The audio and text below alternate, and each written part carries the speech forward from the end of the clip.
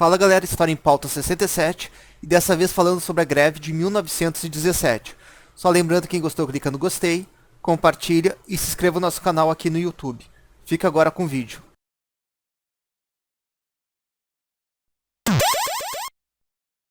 Programa História em Pauta, edição 67, aqui direto da rádio A Voz do Morro, para todos os trabalhadores, grevistas, estudantes e desempregados, não só do Morro Santana, mas como também de toda Porto Alegre e de toda a América Latina, através do avozdomorro.blogspot.com e do Dial 88.3. Aqui do meu lado, o sempre companheiro Rafael Freitas. Alerta! Tamo junto aí. E dando bom dia a todos os nossos ouvintes. Lembrando que a gente tem uma categoria nova de ouvintes, que é o povo lá de Alvorada, aí, os alunos do Minervino, que estão agora estudando lá, ocupando a Praça Central ali de Alvorada, na 48 ali, exatamente no palco. Estão tendo o piquenique biológico, uma aula com a professora Julie, com questões de vestibular e de Enem aí da URGS, sobre biologia. Então é isso, a gente está com o nosso convidado aqui, o professor Marcelo, que foi nosso colega de FAPA. Na verdade aqui é um monopólio, aqui um corporativismo dos historiadores da faculdade do pobre alvoradense, né? Que o apelido dela é FAPA, né? Que agora está quase se extinguindo. Então o professor Marcelo aí, que é da rede pública de Alvorada, né? Dê as boas-vindas aos nossos ouvintes aí, se apresente aí para quem não te conhece ainda. Lógico, uma aula então, tá, então bom dia aí para os ouvintes da Rádio A Voz do Morro. Eu queria agradecer, né, o convite aqui, né, do Rafael e do Fábio para vir participar aqui do programa hoje, para bater esse papo aqui com vocês. Como o Rafael aqui mencionou, né, sou professor da Rede Municipal de Alvorada, já faz 3 anos, já vou completar 4 anos agora, no ano de 2017. Já fiz parte aqui dos quadros dessa mesma rádio, né, há um tempo atrás, não tanto tempo atrás, acho que uns 4, 5 anos atrás, mais ou menos, que eu participei aqui ativamente com o pessoal aqui da rádio. E é sempre um prazer voltar, né? É sempre muito legal, né, rever, né, as pessoas que fizeram parte da minha trajetória, né, e que ainda fazem, né, grandes amigos, grandes companheiros, né? Então, né, vamos, né, bater esse papo aí sobre a greve 17, né, para tentar, né, esclarecer alguns pontos, né, e tentar de uma certa forma aqui contribuir aqui, né, para esse programa, né, esse espaço que é tão importante aqui, né, que é esse espaço aqui do História em Pauta.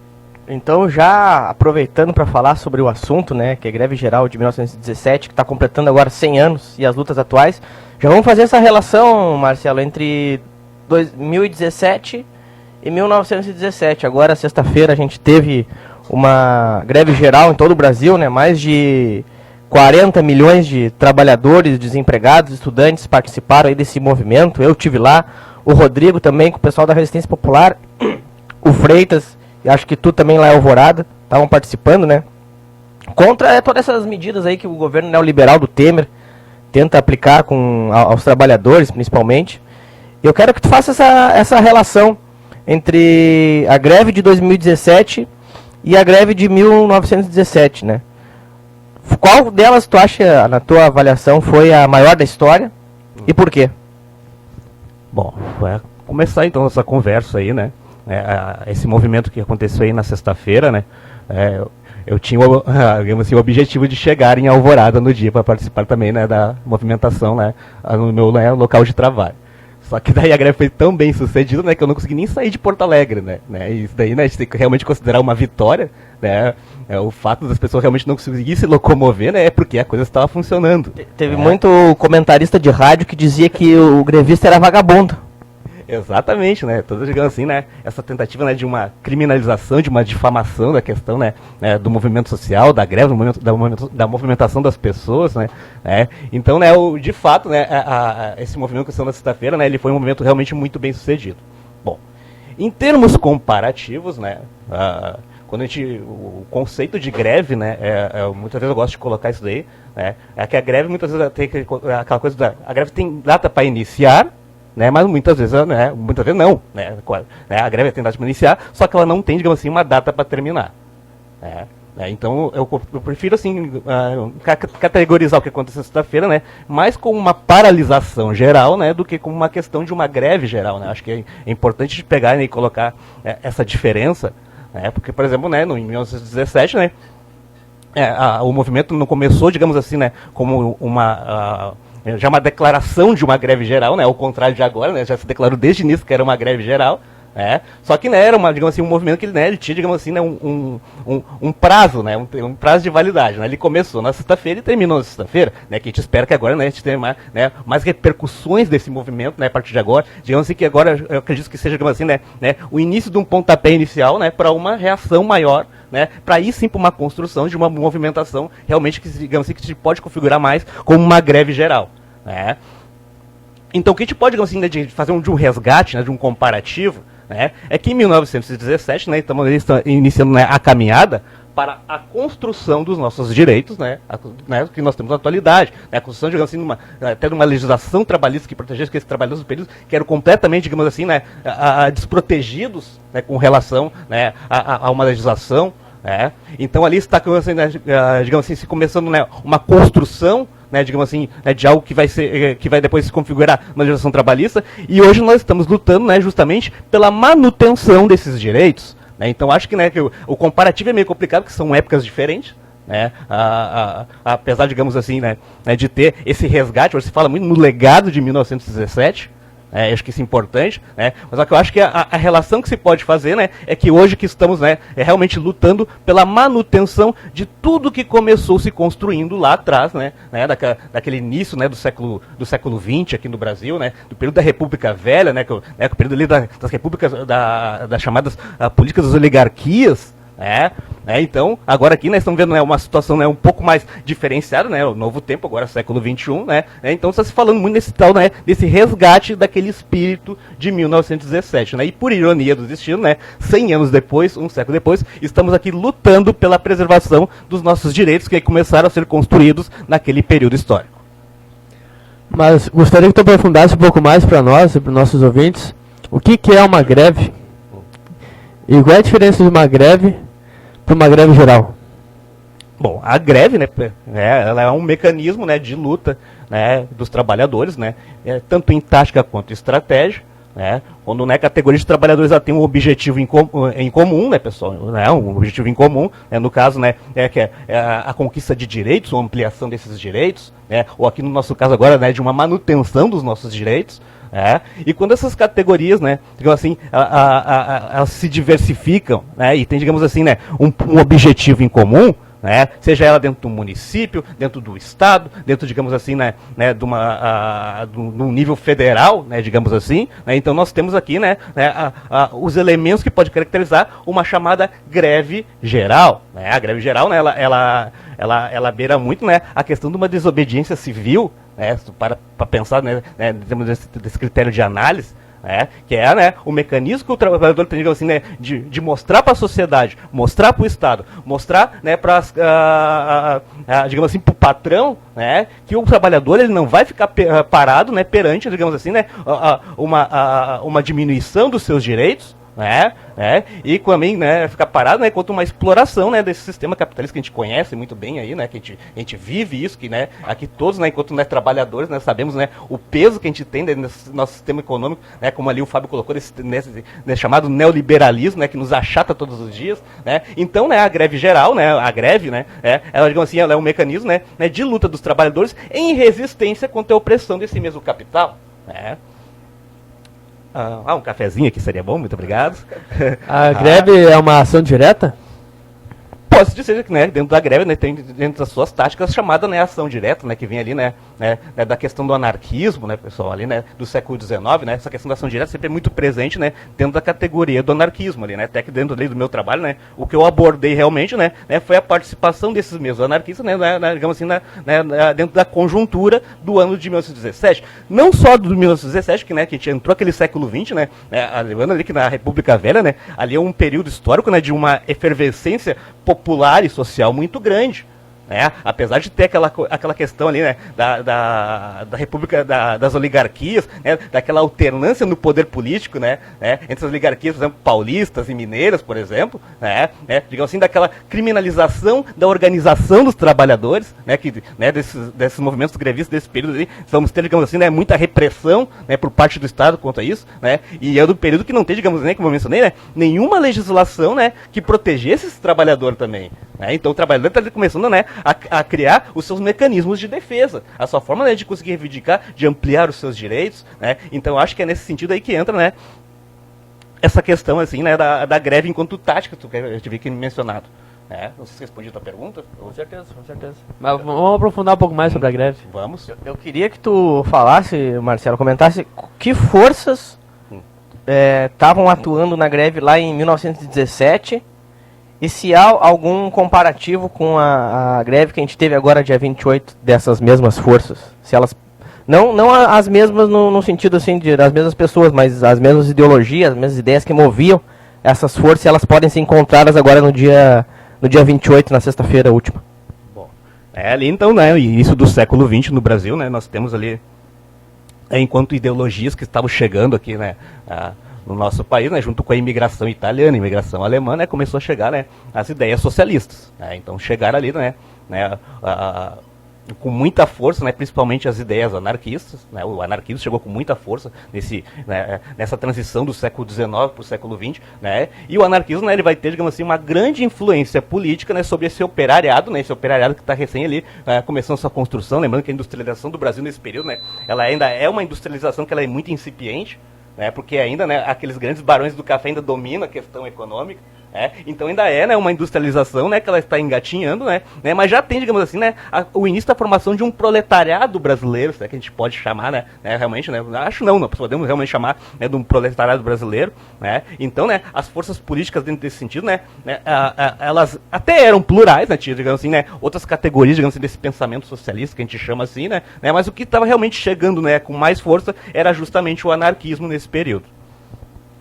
No comparativo com agora, né, dessas forças, né, políticas, né, se tem um comparativo com hoje, né, você pode dizer, por exemplo, o que aconteceu, por exemplo, na sexta-feira, né, foi realmente, né, realmente uma reunião, né, de diversas formas de pensamento, desse pensamento de esquerda.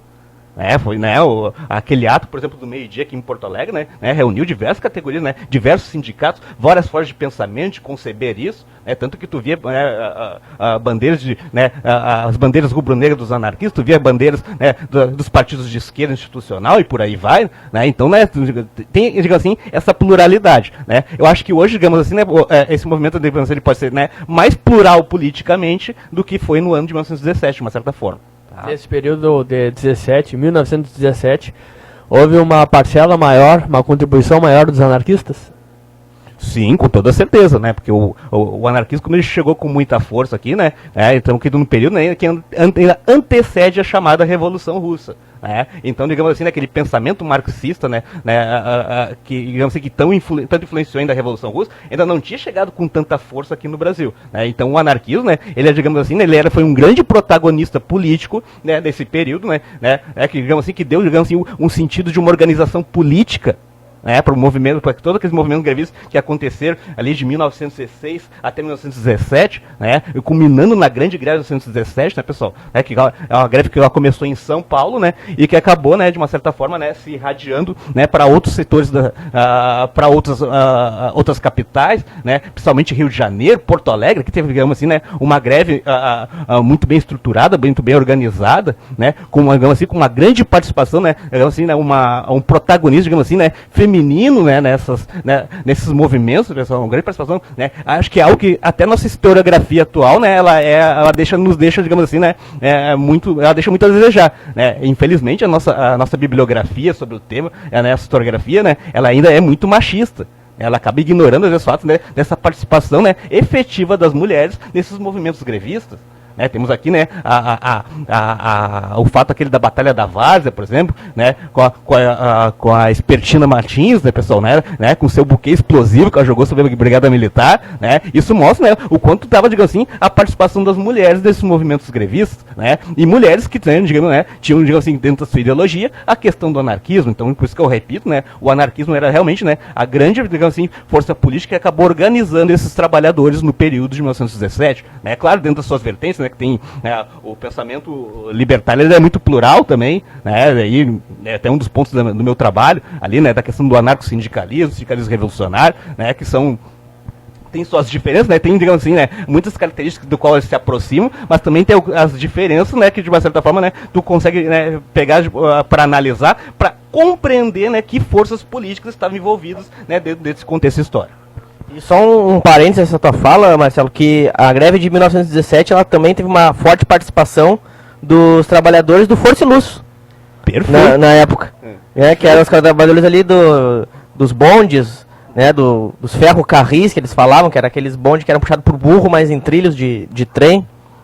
Eu e o Freitas, a gente fez uma pesquisa sobre a origem do clube de futebol Força e Luz e encontramos nessa origem muitos trabalhadores politizados, sindicalizados e dispostos à ação através da greve. A gente fez um programa aí com um convidado, Joel, né?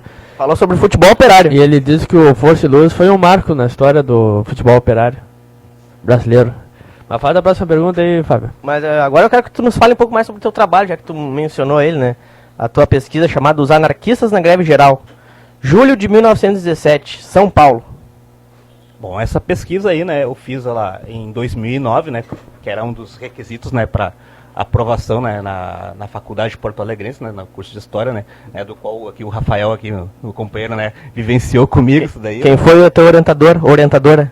Foi o Raul, né, o professor Raul. Né, comecei com a Vera Barroso, só que depois não deu muito certo, né, Eu comecei e terminei com ela. Não deu muito certo, rolou alguns atritos com a professora Vera Barroso, né, e aí acabei, né, depois, né, pegando o Raul como orientador, tá, mas aí foi uma pesquisa que eu comecei ali em 2009, né, porque eu tinha, digamos assim, né, esse compromisso meio militante com essa questão assim do anarquismo, né, tinha um envolvimento, né, então, né, eu achei que era muito pertinente, que eu lembro que na época, né, era o governo Ieda Cruz, se eu não me engano, né, um momento, digamos assim, né, de uma grande repressão, né, por parte do Estado, os movimentos sociais, foi no período do qual, né, a sede da Federação Anarquista Gaúcha, ela foi invadida pela Polícia Civil, né, acho que foi, se não me engano, foi uma das primeiras invasões, né, depois teve mais umas 2 ou 3 depois disso, né, acabou ocorrendo aí, tanto no governo, né, Tarso Genro, por exemplo, né? Então, né, esse contexto do qual eu escrevi, né, esse texto que eu peguei, que eu queria realmente, né, resgatar, digamos assim, né, um dos momentos da história do anarquismo, né, aqui né, comecei com a ideia de escrever sobre Porto Alegre, né, mas aí comecei, digamos assim, ter muita dificuldade em se conseguir fontes sobre Porto Alegre, né, eu acho que para me conseguir pesquisar sobre Porto Alegre, né, eu teria ter feito um processo, né, um processo parecido do qual um outro autor, né, o Ademar de Barros, né, que escreveu Greves, Trabalhadores e Tumultos, né, sobre a greve no centro de Porto Alegre, né, que ele pegou muito de fonte documental. Só que na época, né, eu não tinha, digamos assim, aquele acesso a uma fonte documental mais detalhada, tinha alguma coisa na sede da Federação Anarquista Gaúcha, né, digamos assim, tinha que fazer mais aquele trabalho realmente do historiador, né, digamos assim, dentro dos museus, né, buscar ler fontes dos jornais, os Correios do Povo da época, né, e que na época eu acabei ficando meio impossibilitado de fazer isso, então eu decidi fazer, né, sobre a questão de São Paulo, mesmo porque foi de São Paulo que começou a irradiar todo esse movimento, né, digamos assim, né, as trabalhadoras ali, né, da indústria têxtil ali, né, e começaram ali com as suas reivindicações, né, por uma diminuição da jornada de trabalho, né, por um aumento salarial, né, pelo fim do trabalho infantil, né, pessoal, né, eu acho que dessas propostas agora aí do governo Temer, né, de retrocesso dos nossos direitos, né, é só o que está faltando, ele quer regulamentar agora o trabalho infantil, né, só o que está faltando mesmo. Não, tem coisas absurdas, por exemplo, a questão das gestantes e lactantes. Agora vai acabar essa proteção que a CLT dava o mínimo para essas trabalhadoras, né? Exatamente. O médico de uma empresa, de uma grande empresa, seja multinacional, seja nacional, ele dá um laudo lá dizendo que, não, a trabalhadora que está gestante ou que está lactante, ela pode trabalhar em qualquer lugar, só que o médico não vai estar a favor do trabalhador, o médico vai estar a favor do patrão. Exatamente, né? Então, o Rodrigo quer fazer uma... Eu queria só uma parte nisso, porque beira o ridículo e o escárnio com o trabalhador. Cara, eu trabalhei muito tempo em empresa, indústria metalúrgica, então eu estou acostumado com a situação do ambiente insalubre. E ele é chamado de ambiente insalubre por um motivo, porque é um ambiente insalubre. Então, tu dá um atestado para uma gestante dizendo que aquele ambiente insalubre não vai prejudicar o feto ou mesmo a trabalhadora. Não, é uma coisa sem fundamento, cara. É desumano, é uma coisa sem escrúpulos isso, cara. Não tem nem qualificação esse tipo de coisa. Agora, e é bem isso que o Fábio falou, qual é o médico que vai atestar que essa gestante pode trabalhar num ambiente insalubre? É o médico da empresa. Então, perfeito, né? Então a gente está realmente, né, vivendo realmente um verdadeiro retrocesso, né, de tudo que foi conquistado, né, com coisas que nem o Fábio mencionou, né, coisas realmente desumanas, né? Então tudo que a gente avançou em termos de humanidade, né, agora tá esse governo ilegítimo aí, né, querendo, né, retroceder tudo, né, e voltar ali para a República Oligárquica, né, como se ela tivesse terminado de uma certa forma também, né, que em termos de pensar, né, em termos da política institucional, né, aquelas mesmas oligarquias, elas ainda estão lá, né, estão nos governando, né, então... voltando ali um pouquinho ali para a questão ali, né, da construção do trabalho, né, então quando eu peguei esse tema, né, eu pensei realmente, né, em resgatar um pouquinho, né, da história do anarquismo nesse sentido, né, e também explorar, né, digamos assim, né, toda a movimentação, toda a efervescência política daquele período, né, e conseguir decifrar, né, como é que funcionava, digamos assim, né, essa tática, essa estratégia, né, que levaram de uma certa forma, né, a uma das greves, digamos assim, né, mais abrangentes da história do Brasil, com toda certeza, né? No início do programa tu me perguntou em termos de importância, né? Qual seria mais importante, né? A greve que foi feita agora, né? A greve de 1917. Eu acho que em termos de uma construção de um legado, né? Com toda certeza a greve de 1917, né? É que realmente, né? Aquela greve que vai realmente nos deixar, digamos assim, né? Com um horizonte, né? Que depois acabou avançando, né? Para a construção de uma legislação trabalhista, né? Que se tem, digamos assim, né? Muito, digamos assim, o costume, né? De se atribuir a questão da legislação trabalhista, né? Que foi, digamos assim, uma bondade, né? Do presidente Getúlio Vargas, né? Como se não tivesse havido luta antes, como se as pessoas não tivessem sido presas, torturadas, como se as pessoas não tivessem sofrido, né, para conseguir conquistar os direitos que nós temos hoje. Então acho que o sentido de eu ter feito esse trabalho, né, foi justamente nesse resgate, né, de uma luta histórica dos trabalhadores. E só mais uma parte, nessa questão da legislação trabalhista, né, da CLT, hoje nós estamos indo às ruas para defender, né, esses poucos direitos que são garantidos na CLT, mas é importante, principalmente para o pessoal, para o historiador, e fazer a população ter acesso ao que foi de reivindicação desse período da greve de 17 e que ficou de fora da CLT. Que na verdade ali, quando se faz a conciliação das leis trabalhistas, foi uma tentativa ali de acalmar, de dar alguma resposta para aquela ânsia que vinha das ruas, mas ao mesmo tempo é uma forma de dar um certo cala-boca, né? Exato, uma disciplina, né? Teve muita pauta que ficou de fora. E é importante, às vezes, o povo saber o que foi de demanda que não passou ali. Né? Algumas dessas pautas aí foram na reforma de base também, né? Com o governo Jango. E também, além dessas pautas que o Rodrigo cita, que foram excluídas na hora de redigir a CLT, também tem as questões que foram modificadas durante, por exemplo, os anos da ditadura. Né? Por exemplo, exatamente. O FGTS, que foi introduzido depois, a partir do governo Castelo Branco e tal. Mas vamos continuar nessa deixa aí, deixada pelo companheiro Rodrigo. Próxima pergunta tem tudo a ver com essa questão aí, dos direitos trabalhistas aí. Como surgiu a ideia da greve de 17, em 1917, e quais eram as reivindicações desses trabalhadores na greve? Bom, a greve de 17, né, ela realmente não surgiu, né, com esse caráter assim de uma greve geral, né? Ela foi algo, né, que foi realmente, né, sendo construída aos pouquinhos, né? Assim, né, as condições de vida, né, insalubres daquele trabalhador da época, né, que sofria ali com a carestia de vida, altas dos preços, lembrando ali que também é um período ali, né, tumultuado da questão da Primeira Guerra Mundial, que estava ali, né, já está de uma certa forma, né, já afetando, digamos assim, um pouco da vida das pessoas também, né, não no sentido, digamos assim, né, que a economia brasileira, né, digamos assim, ela estivesse, digamos assim, né, num retrocesso em função da guerra, mas era justamente porque, né, quase todas, digamos assim, as forças, digamos assim, né, da economia brasileira estavam sendo voltadas para lucrar, né, também com essa guerra.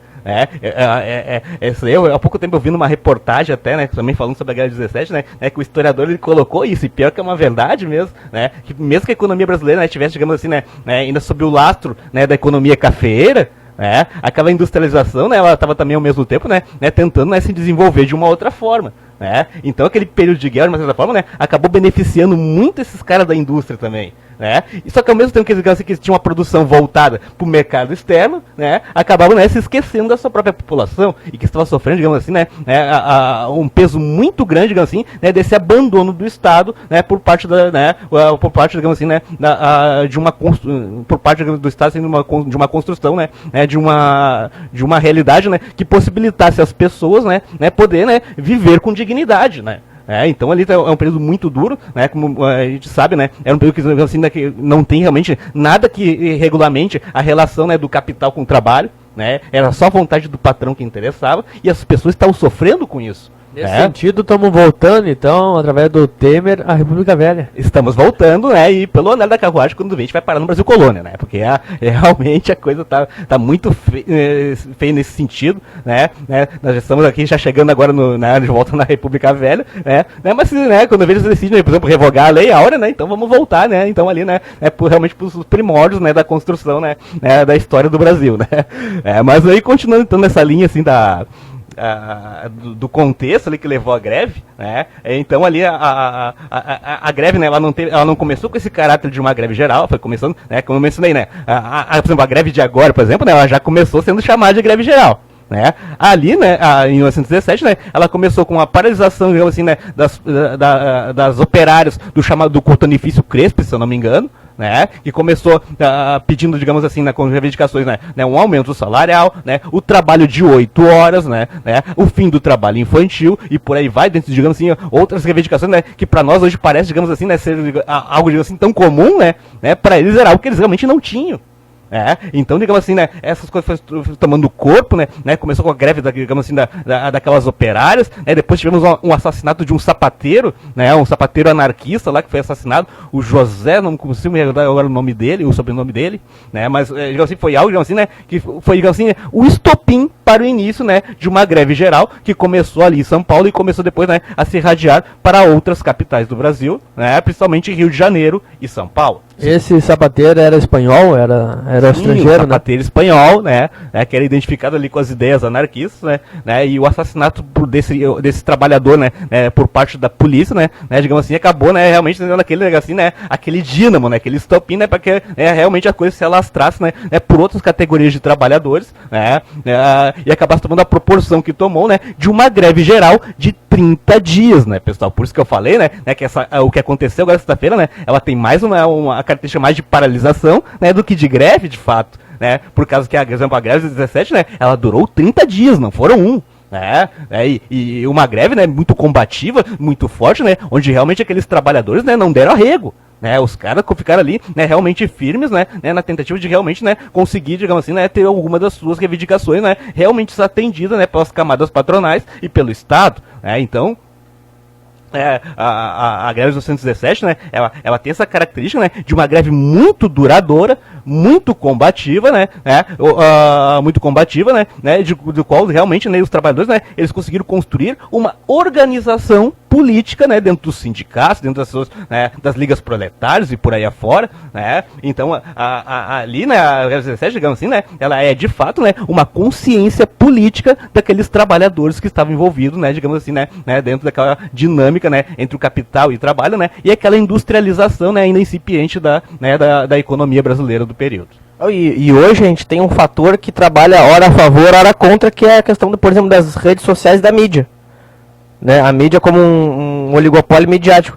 As redes sociais, elas ajudam a organizar o movimento. Imagina só, há 100 anos atrás, o que não era precário, né? De tu fazer uma organização via Brasil todo para todo mundo parar.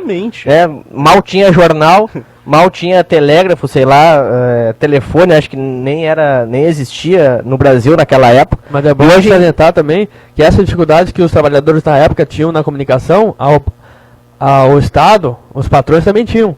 Sim, mas aí é outro fator, né? Porque hoje em dia também trabalha contra isso, porque daí tu liga uma estação de rádio, como por exemplo uma gaúcha, e que tá lá os apresentadores falando, né? Que quem faz greve é vagabundo, e as pessoas mais preocupadas em chegar no emprego do que do que com seus direitos estão sendo arrancados. Exatamente. Né? As pessoas, elas estão mais preocupadas em chegar no dia, na hora marcada, ou seja, durante todo o ano as pessoas têm motivos N para se atrasar. Mas no dia da greve elas querem chegar na hora certa, querem chegar no momento certo, né? As pessoas estão sempre dando desculpa para se atrasar, ou por causa do trânsito, isso e aquilo. e no dia que elas precisam parar para realmente se conscientizar que é um direito que elas estão perdendo, aí elas vão pro trabalho a partir de então, sem direito nenhum, uma condição quase semi-escravista, né? Então elas estão preocupadas em chegar nesse trabalho para manter essa condição semi-escravista, perdendo todos os direitos que elas já tinham adquiridos. Eu não sei não, o colega Fábio, colega também, o Marcelo, se não está se encaminhando, se o interesse de Temer não é para que os nossos trabalhadores tenham menos direitos ainda que os escravizados negros do passado. Ele não sabe qual é o limite desse governo legítimo aí. Mas, então a gente quer agora, Marcelo, que tu escolha uma música. Música, então, pá, levando em consideração que vai ter o show do GBH agora em Porto Alegre, podia escolher pra mim qualquer um do GBH aí. Dá uma procurada aí no YouTube. Mas explica para os nossos ouvintes aí um pouco da história dessa banda aí, por que tu gosta tanto dela? Pode ser essa aqui, ó, Sick Boy. Pode ser. É que o GBH é uma banda histórica do punk rock, ali, quem viveu, digamos assim, aquela atmosfera punk ali dos anos 80. Eu ainda era um piá nessa época, assim, né? Mas, né, eu sempre, digamos assim, né, tive pessoas ligadas, digamos assim, a essa geração, assim, né? Então o GBH, né, ela tem essa importância ali, junto com outras bandas ali, importantes do período ali, né? Sex Pistols, Ramones, por aí vai, né? Só que eu acho o GBH, digamos assim, né, mais influente, porque tem realmente aquele punk rock, digamos assim, mais visceral, né? Digamos assim. Então vamos ouvir GBH com Sick Boy. Programa História em Pauta, hoje dia 30. Dia 30 de abril. Abriu um mês histórico aí para a história da Alvorada e para todos os alvoradenses. Foi quando teve várias ocupações, em 87, lá em Alvorada. Também teve o início das aulas do cursinho pré-vestibular popular Minervide de Oliveira. Teve a paralisação geral aí, de 28 de abril aqui no Brasil. E estamos tendo essa edição número 67 do História em Pauta, com o convidado Marcelo, nosso colega, e escolheu as músicas pra gente ouvir. Tem a pergunta pra fazer agora, Fábio? Tem uma pergunta. Pode-se dizer que no período da nossa história, período histórico que a tua pesquisa trata, durante a República Velha, que a gente vivia, que naquela época era uma ditadura a República Velha? Olha, não digamos assim, né, uma ditadura em termos de instituição, né, mas eu acho que com certeza uma ditadura social, né, ela se encaixa, né, no sentido, né, digamos assim, no sentido, digamos assim, uma liberdade de organização das pessoas. As pessoas começaram a se organizar dentro do movimento social, né? Elas já eram automaticamente criminalizadas, né? Claro que essas coisas também acontecem hoje, né? Mas ainda, né, felizmente, ainda tem, digamos assim, né, alguma coisa que ainda nos defenda, né, nesse sentido, né? Então estamos vindo aqui de um período histórico, né, que não tem realmente nada que vá por esses trabalhadores, a não ser a própria organização dos próprios trabalhadores, né? Então podemos esquecer que esse período da República Velha também, né? Ele é o período, né, do chamado voto de cabresto e por aí vai, né? Então as pessoas não tinham uma liberdade política.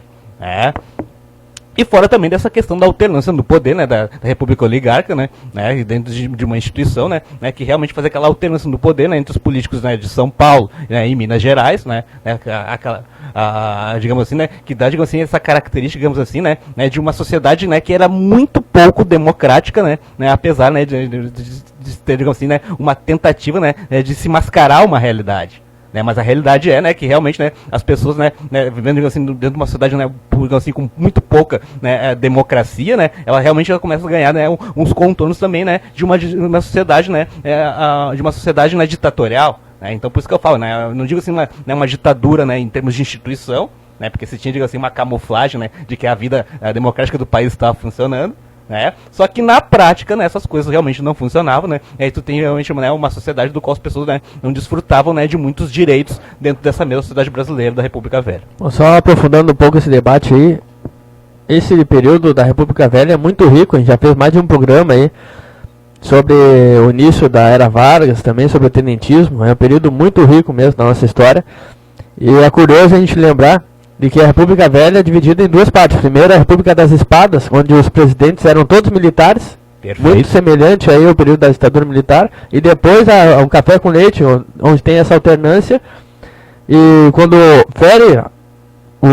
a elite fere esse acordo, aí as oligarquias que estavam perdendo com isso, foram às armas, conquistaram o poder e teve o golpe de 30. Eu defendo, inclusive, que teve sim uma ditadura durante a República Velha, teve durante a era Vargas, teve durante o governo Dutra, e a nossa democracia representativa foi inaugurada, curiosamente, pelo tirano Vargas, em 51. Então eu defendo muito essa ideia de que a República Velha foi uma ditadura, realmente. Sim, exatamente. Digamos assim, se tentava digamos assim, dar uma aparência de que as coisas não eram, né? Mas aí que dá. As pessoas elas sentem um ambiente de ditadura, né? A ditadura não é só questão política, né? A ditadura também é uma cultura. Né? E o Brasil, né, infelizmente tem essa trajetória, né, de golpe em cima de golpe, né?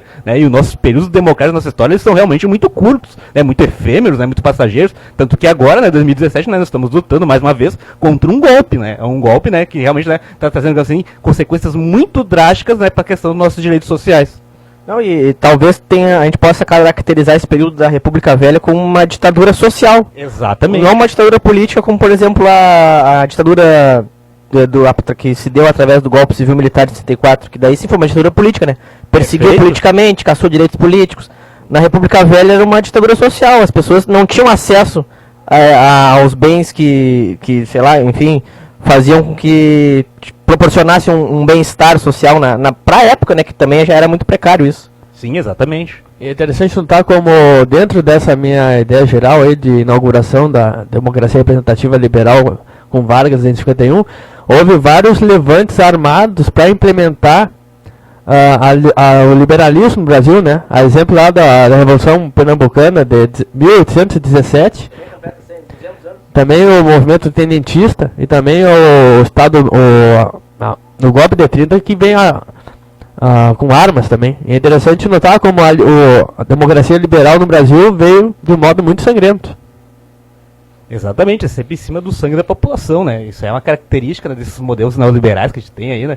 Que realmente sacrifica muito a população, né? Tanto, digamos assim, né, colocar digamos assim, né, toda o peso de um fracasso de uma economia, né, que é pautada por essas elites, né, sempre se joga para cima dos trabalhadores, isso aí, né? Isso aí era tanto em 1917 como agora em 2017, né? Essas coisas realmente, né, como característica, né, elas não divergem muito. O fato é que sempre quem acaba pagando o preço, né, o preço das coisas, né, é sempre a população, né, a trabalhadora, né? Esse que é o fato, né, realmente, né, dessa história, né, desse nosso, né, chamado neoliberalismo aqui no Brasil.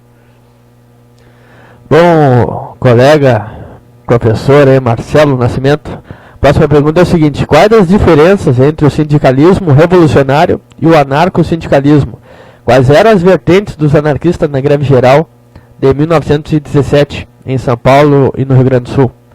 Bom, então esse daí, né, digamos assim, era um dos objetivos, né, específicos, né, da minha pesquisa, né, onde eu tentei ali, né, de uma certa forma, né, delinear, né, qual era, digamos assim, né, a vertente desse pensamento sindical, desse sindicalismo, né, que estava presente aqui no Brasil, tá? Dentro da minha pesquisa, né, eu analisando, digamos assim, né, as táticas, as práticas, as formas de organização política, né, tu tem ali, digamos assim, desse período, né, duas vertentes desse sindicalismo anarquista, né, que eram muito fortes, né? Tinha ali a questão do sindicalismo revolucionário, né, que era um modelo francês, né, da Confederação Geral do Trabalho francês, que acabou de uma certa forma, né, se espalhando, né, por outros países da Europa, né, e vamos ter ali também o modelo do anarcossindicalismo, né, que vem ali, né, do anarcossindicalismo italiano, do anarcossindicalismo espanhol, né, ao modelo, por exemplo, né, da CNT espanhola, a Confederação Nacional do Trabalho espanhola, né, que teve, digamos assim, um protagonismo muito grande na Revolução Espanhola, depois, né, a luta contra o fascismo, né, ali nas vésperas da Segunda Guerra Mundial, né. Então, analisando essas duas vertentes, né, eu comecei, digamos assim, né, a ver como é que eram, digamos assim, as práticas organizativas, né, digamos assim, dessas duas vertentes de sindicalismo. Né? Então, dentro do sindicalismo revolucionário, digamos assim, né, não era um sindicalismo, um sindicato, né, digamos assim, né, declaradamente, né, anarquista, né.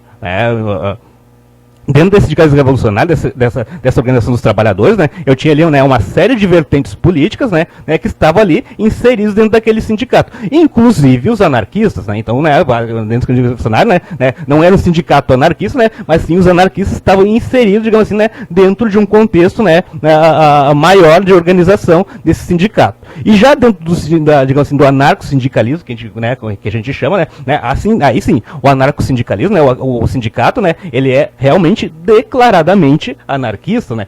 Assim como foi a CNT, Confederação Nacional do Trabalho Espanhol, né? Que era, digamos assim, né? Que era uma instituição, né? Uma organização, desculpe, né? Que ela era realmente, né? Declaradamente anarquista e revolucionária, né? Então, digamos assim, né? Era a forma da organização política dos anarquistas, né? Que tentavam chegar, né?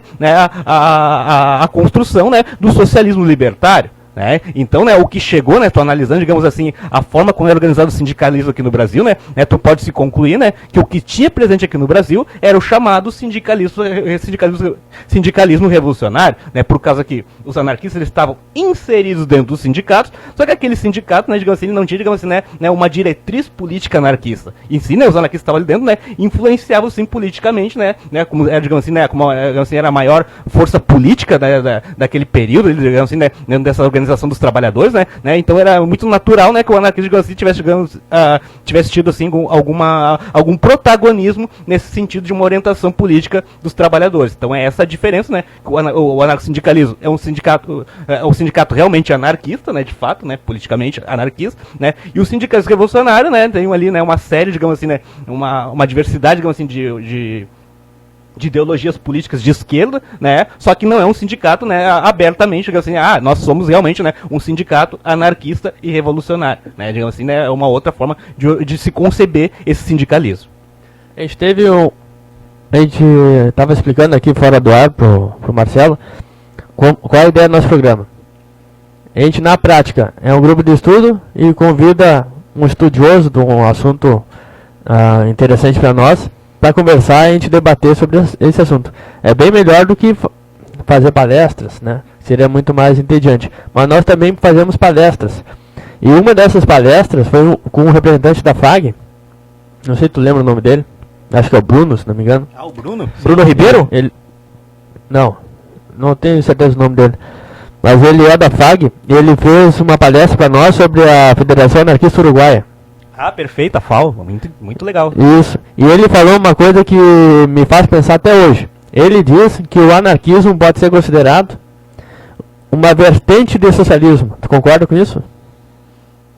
Se tu parar, né, realmente para analisar a questão, né, pode ser, né, porque o anarquismo ele é realmente, né, inserido, né, dentro daquele socialismo, né, às vezes a gente tem a mania, né, de categorizar o socialismo como se fosse algo singular, assim, né. Só que o socialismo ele é plural, né? Então, né, desse socialismo, né, das suas ramificações, né, ele vai sair, né, ali o socialismo científico do Karl Marx, né, ele vai sair, né,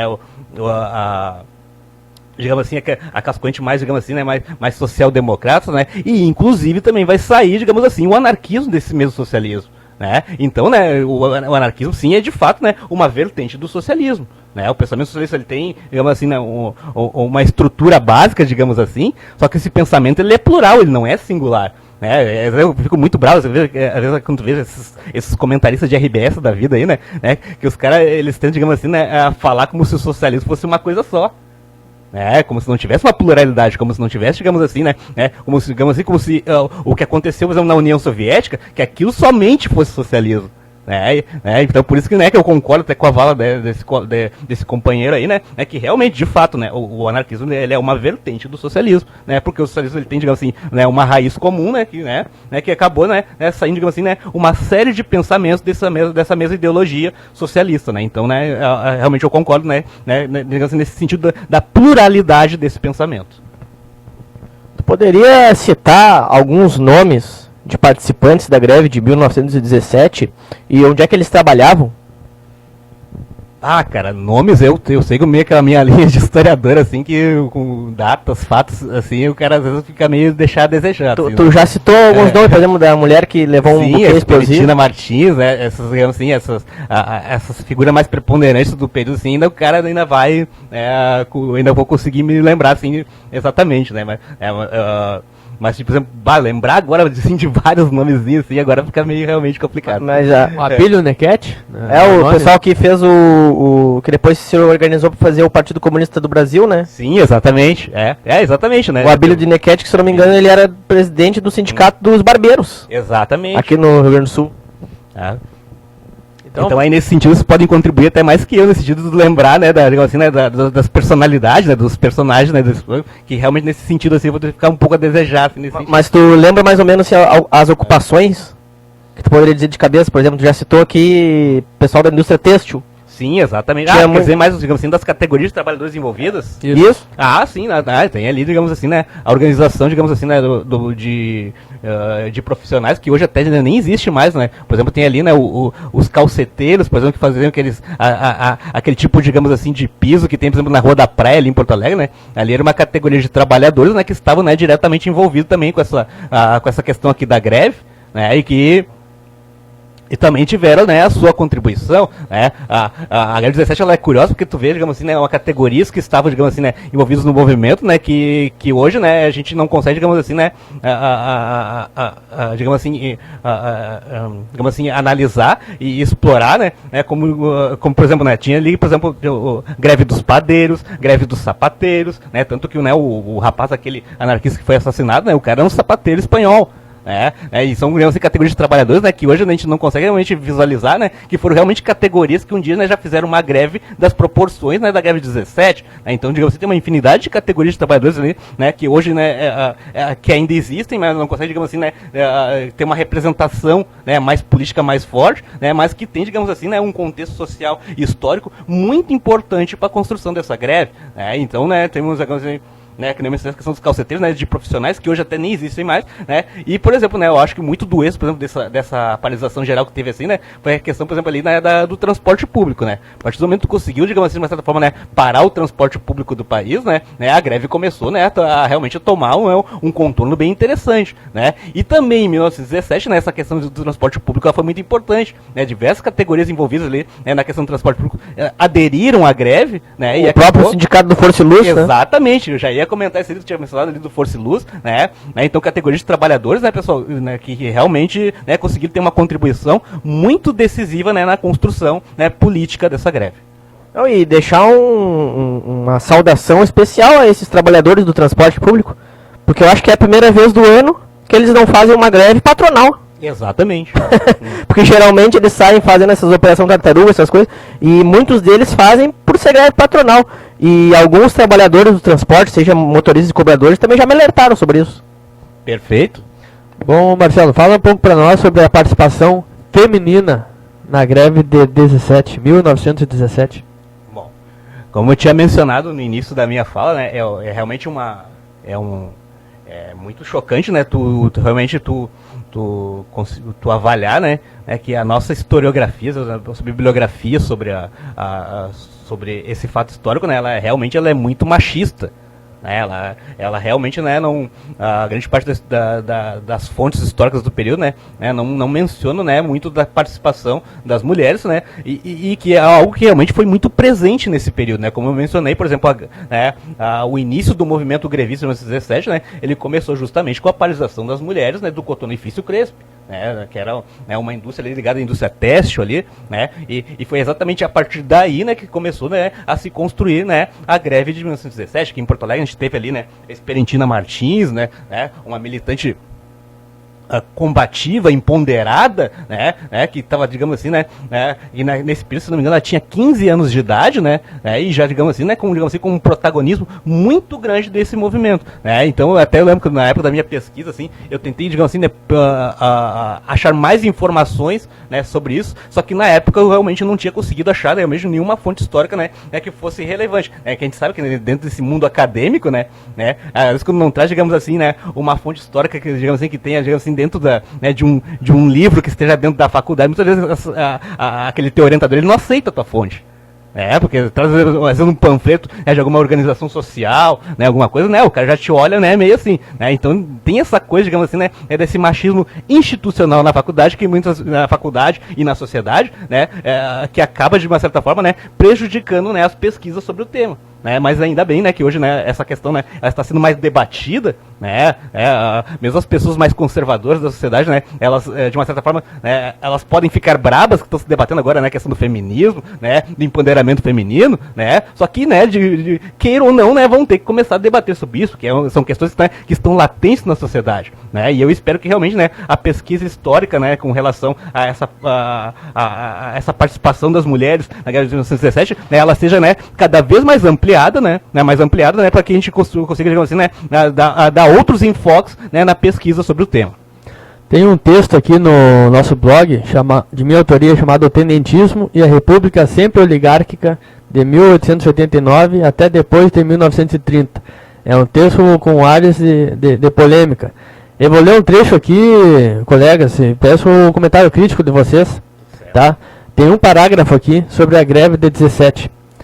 Além disso, aconteceram diversas greves operárias, principalmente as de 1907 e a greve geral anarquista de 1917. Em São Paulo, que parou mais de 50 mil trabalhadores. O sapateiro espanhol de 21 anos, José Ineguez Martinez, foi o grande mártir, morto a balas por policiais em 9 de julho daquele ano. Os combativos grevistas enfrentavam os policiais com vaias e gritos de ordem como "Morra a polícia!". No Rio de Janeiro, as greves gerais culminaram na insurreição anarquista de 18 de novembro de 1918, influenciada pelos acontecimentos na União Soviética. Visavam a criação de um governo genuinamente de operários e soldados. Conforme o professor Carlos Augusto Ador, a insurreição anarquista de 1918 conta um pouco da história das leis sociais no Brasil, que longe de poderem ser resumidas a uma concessão magnânima de Getúlio Vargas aos trabalhadores, são ao contrário fruto de uma longa e árdua luta operária. Um dos anarquistas foi Astrogildo Pereira, um dos fundadores, poucos anos depois, do Partido Comunista do Brasil. Provavelmente a greve geral de 1906 e a campanha civilista pela candidatura à presidência de Rui Barbosa, ocorrida no mesmo ano da revolta da Chibata, tenham inspirado e politizado Astrogildo Pereira para suas ideias de esquerda à sua época. O que tu acha desse excerto aí, desse trecho aí do nosso texto americanista? Olha, analisando criticamente o texto aí que tu acabou de nos relatar aqui, ele tem, digamos assim, digamos assim, uma capacidade, digamos assim, de trazer, digamos assim, de delinear, outros fatos históricos que também fazem parte desse mesmo período, ele faz assim uma costura bem boa, digamos assim, do contexto, e traz, digamos assim, fatos, fatos históricos, posteriores também à greve de 1917, que aí também já começa a ter, digamos assim, aquela influência, da Revolução Russa, dentro desse contexto, tudo que vai culminar ali com a fundação do Partido Comunista do Partido Comunista do Brasil, que foi fundado por anarquistas também, também, digamos assim, sobre essa influência, dessa Revolução Russa, então o texto, eu acho, não sei se é esse tipo de crítica que eu faço, mas eu acho que em termos de uma construção, dos fatos históricos, do amarramento desses fatos, eu acho que é um texto que ele está bem construído. Não consigo, assim, não perceber, de uma certa forma, algum equívoco, alguma coisa em termos de fatos, alguma coisa, mas a princípio eu acho que é um texto, que em termos da sua construção, ele está assim, bem concebido. E lembrando que o Astrogildo Pereira, que o Freitas traz no texto aí, talvez seja o grande responsável pela vinda do Prestes pro antigo PCB, né? Sim, exatamente, perfeito. Tem, assim, tu vê que realmente, como eu mencionei, que é um texto, que ele traz personagens, agora a questão do Astrogildo, personagens, e coisas, digamos assim, que trazem as repercussões, dessa mesma greve de 1917, as repercussões, e a construção, digamos assim, desse caráter, digamos assim, um pouco mais combativo, rumo à construção de uma legislação trabalhista que só vai acontecer ali depois, na era Vargas, mas como o Rodrigo mencionou muito bem aqui, no início da nossa fala, que essa construção da lei trabalhista também, ela tem esse caráter meio disciplinar também da categoria dos trabalhadores. Ela foi feita, realmente foi uma conquista, foi uma vitória, só que ela também tinha aquela característica meio assim, de tentar dominar e domesticar os trabalhadores, Tanto que começaram a surgir, vários sindicatos ligados digamos assim, ao governo, ligados às patronais, aquela coisa meio assim, do chamado sindicato pelego, esse peleguismo, assim, que realmente começou a ser construído assim na era Vargas, ele tinha esse caráter realmente, de dar algumas concessões, para os trabalhadores, só que ao mesmo tempo também ele tinha, digamos assim, essa função meio de disciplinar esse trabalhador, para que não acontecesse, digamos assim, greves, movimentos grevistas, das dimensões que ocorreram, por todo o período ali da República Velha. Eu vou reproduzir aqui a grande pergunta do teu TCC, que foi: qual a influência dos anarquistas, ideologia e ação na construção do movimento grevista de 1917 em São Paulo e no Rio Grande do Sul? Bom, então, dentro daquela lógica, de quando eu iniciei a pesquisa, que eu comecei a a explorar, né, essas formas, essas vertentes desse sindicalismo, né, que tinha aqui no período, né, analisando, digamos ali, né, o anarco-sindicalismo, o sindicalismo revolucionário, né, quando eu consegui, digamos assim, né, definir, né, que realmente que estava mais presente aqui no Brasil, né, isso também não quer dizer que não existiam os anarco-sindicalistas aqui no Brasil, né, eles também estavam presentes, mas digamos assim, né, que em termos de uma influência maior, né, tá ali a questão, né, do sindicalismo revolucionário. Bom, feito, digamos assim, né, essa constatação, né, em termos de ideologia e ação, né, então a ideologia, né, é lógico que a ideologia do anarquismo, né, estava presente dentro dessas organizações sindicais, né, influenciando, digamos assim, né, as táticas, as estratégias desses trabalhadores, né, dentro de um movimento grevista, né, e as ações, né, que permeiam, digamos assim, né, essa ideia, essa construção política, né, do anarquismo, né, dentro ali de uma ação direta, né, de uma organização, digamos assim, até mesmo específica anarquista, né, que de uma certa forma, né, pode, né, pautar as políticas desse movimento, né. Então a influência do anarquismo dentro desse contexto, né, ela é muito abrangente, né, ela é abrangente tanto, digamos assim, em termos de uma ação, né, de uma prática militante, né, quanto, digamos assim, né, dentro do campo das ideias, né, de uma ideologia, né, que de uma certa forma, né, pode dar alguma orientação política, né, para aqueles trabalhadores que estavam se organizando, né, e que tinham, né, como objetivo, né, de uma construção, né, digamos assim, de uma sociedade, né, que assim que respeitasse mais, né, as condições de vida desse trabalhador. Lembrando, né, que como é um período histórico, né, que o trabalhador ele é totalmente desassistido, né, digamos assim, dos direitos sociais, né. Então esse trabalhador ele tinha que, digamos assim, de conseguir construir um mecanismo, né, que tu conseguisse tensionar o Estado e a sociedade, né, a olhar para esse trabalhador. Né? Então eu acho que está aí que, digamos assim, né, o sentido, né, da influência, né, do anarquismo nesse período, porque o anarquismo ele deu, de certa forma, né, uma organização política para esses trabalhadores que estavam em luta, né, nesse ano de 1917, mas principalmente, né, no mês de julho de 1917, né, quando realmente, né, as coisas tomaram, né, um contorno de uma greve geral, né, na sociedade brasileira do período da República Velha. Bom, pessoal, vamos chegando ao final aqui do programa, na nossa companhia tradicional, que são os uivos e latidos dos cães da vizinhança, né? Aí eu me sinto à vontade, parece que eu tô aqui em Alvorada, mas não, eu tô aqui no Morro Santana, em Porto Alegre. Eu me despeço aqui, eu só quero chamar atenção para alguns detalhes, umas questões aí, a partir da nossa conversa aí de hoje. É que a greve de 1917 teve várias consequências. Então eu estou muito otimista para as consequências da paralisação geral que teve agora, dia 28 de abril, né? E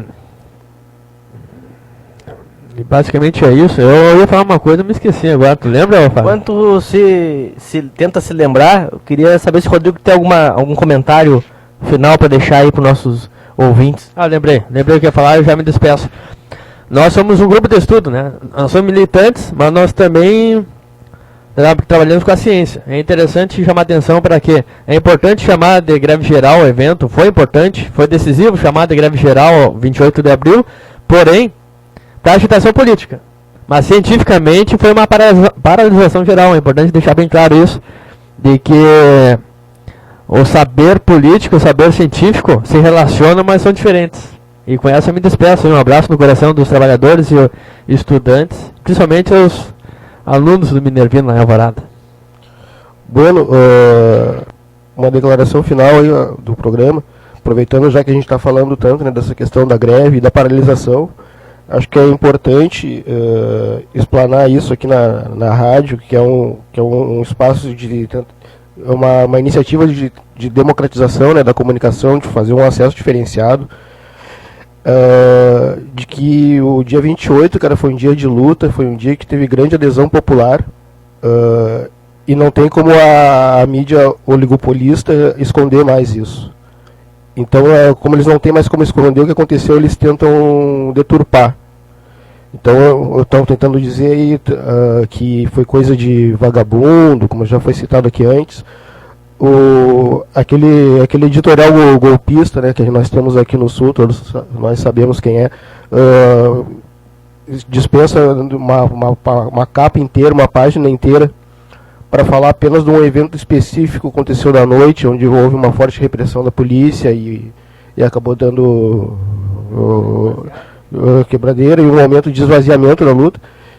e menos de 2 linhas para falar que teve mais de 20 mil pessoas, no mínimo, no ato central, no centro de Porto Alegre, fora os focos de piquete e mobilizações por todos os bairros, na frente das garagens, nas periferias, em escolas também.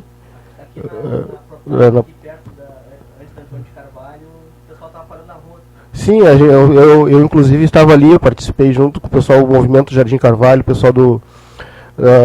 alguns militantes da Intersindical, gente do MNLM, gente do Movimento Social, pessoal da Associação de Moradores, o pessoal que reforçou também, o pessoal do Ateneu Libertário Batalha da Várzea, esteve aqui em solidariedade, o pessoal de Porto Alegre, o pessoal que estava no ato da agronomia, ali na URGS, alguns subiram, o pessoal do CPERS, e para além disso, né, cara, o pessoal dos moradores aqui, inclusive, que vieram pedir reforço para ajudar a parar ali na Estoril, aqui na Bom Jesus, junto com os rodoviários que lá estavam.